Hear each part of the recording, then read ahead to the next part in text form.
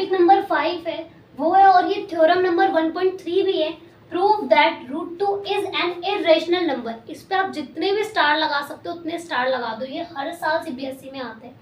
ये कह रहा है कि √2 को आपको क्या प्रूव करना है कि ये एक इरेशनल नंबर है। 9 तक हमें ये पता था कि ये इरेशनल नंबर होता है, लेकिन अब हमें प्रूफ भी करना है कि ये एक इरेशनल नंबर है। अब देखो ये इरेशनल नंबर हम प्रूफ कैसे करते हैं। जैसे सपोज कीजिए, अगर मान लीजिए हमारी क्लास में एक स्टूडेंट है और वो स्टूडेंट ना थोड़ा नॉटी है और बदमाश है, एक तरीके से आप ये बोल दीजिए थोड़ा नालायक टाइप का है, ठीक है।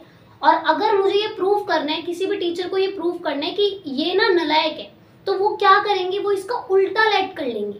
वो क्या कहेंगे कि चलो ठीक है मान लेते हैं कि तुम क्या हो, एक होशियार हो, इंटेलिजेंट हो। अब उसको इंटेलिजेंट मान लिया और उसको दे दिए 3-4 क्वेश्चन। 3-4 क्वेश्चन अगर हम देंगे तो वो क्या है भाई, वो तो है नालायक, उसने ये क्वेश्चन किए ही नहीं। तो अब वो अपने आप क्या हो जाएगा, प्रूफ हो जाएगा। अगर उसको क्वेश्चन दो और अगर वो क्वेश्चन ना करे तो अपने आप प्रूफ हो गया कि वो क्या है, एक नालायक बच्चा है। बिल्कुल उसी कॉन्सेप्ट पे आप ये यूज करेंगे और इसको सॉल्व करेंगे। कैसे, देखिए जिस तरीके से √2 को आपको क्या प्रूफ करना है, इरेशनल। अब हमें इसको इरेशनल प्रूफ करना है। अब हम क्या करेंगे, इसको पहले इरेशनल प्रूफ करने से पहले हम इसको रैशनल ऐड कर लेंगे कि माना भाई तुम क्या हो, एक रैशनल हो। अगर ये रैशनल है तो ये रैशनल की कंडीशन को भी फुलफिल करना चाहिए। अगर रैशनल मानने के बावजूद अगर ये रैशनल की कंडीशन को फुलफिल नहीं करता, इसका मतलब ये रैशनल नहीं है। तो इसका मतलब ये अपने आप सिद्ध होगा कि ये क्या हो जाएगा, इरेशनल। तो सबसे पहले हम क्या करेंगे, लेट अस एज्यूम, सबसे पहले हमने माना let us assume that the contrary, मतलब हमने एक उल्टी बात मानी। क्या मानी हमने, कॉन्ट्ररी। हमने ये माना कि √2 इज रेशनल नंबर। हमने क्या मान लिया कि √2 हमारा क्या है, एक रेशनल नंबर है। ये आपने मान लिया। प्रूफ करना है इरेशनल, सबसे पहले आप मानेंगे रेशनल। अब देखिए अगर कोई भी नंबर रेशनल होता है तो आपको पता है हम उसको किसकी बराबर लिख सकते हैं, P/Q के बराबर। यानी कि अगर ये रेशनल है तो √2 को हम किसके बराबर लिख सकते हैं, आप A/B भी लिख सकते हैं, P/Q भी, आपकी जैसी श्रद्धा आप वैसे लिख सकते हैं। हमने इसको A/B के फॉर्म में लिख दिया। अब यहाँ पे देखिए A एंड B, जो आपका A और B है, A और B आपका क्या होगा, A एंड B इज को प्राइम।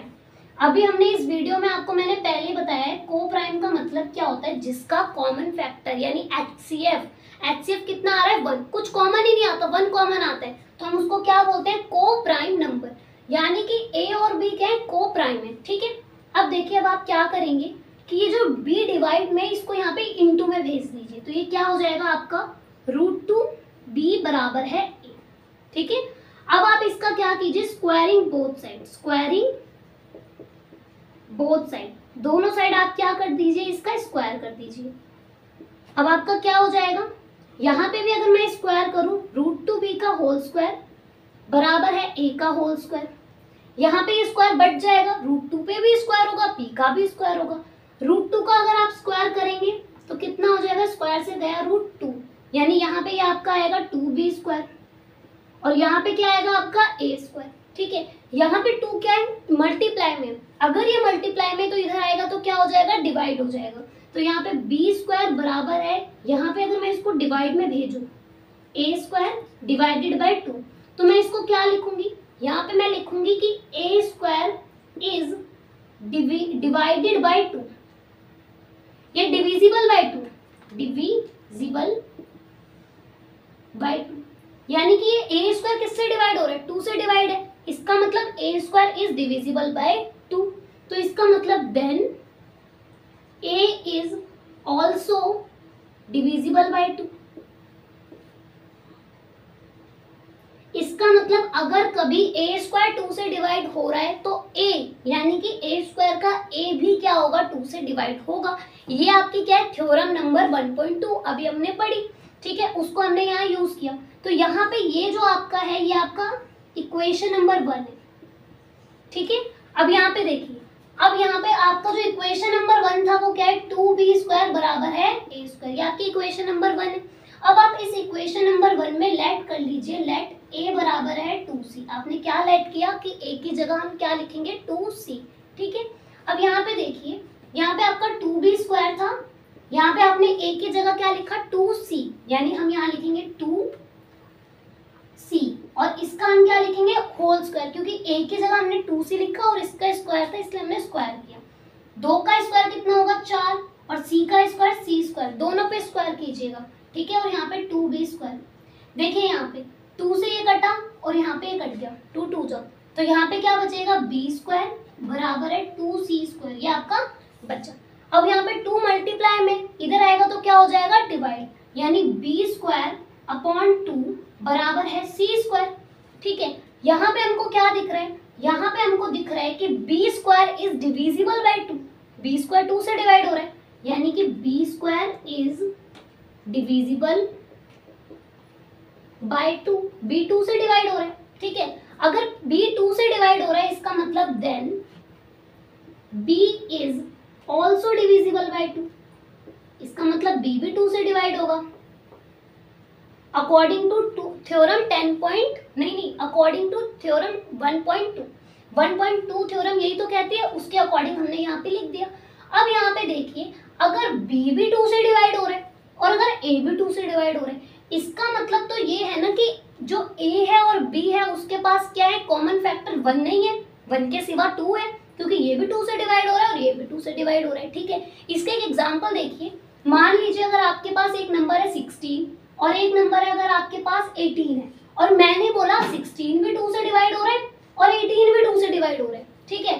तो इसका मतलब क्या हुआ, इस 16 के अगर मैं फैक्टर बनाऊं तो क्या ये इसके फैक्टर और इसके फैक्टर में 2 कॉमन नहीं आ रहा, 2 कॉमन आ रहा है, ठीक है।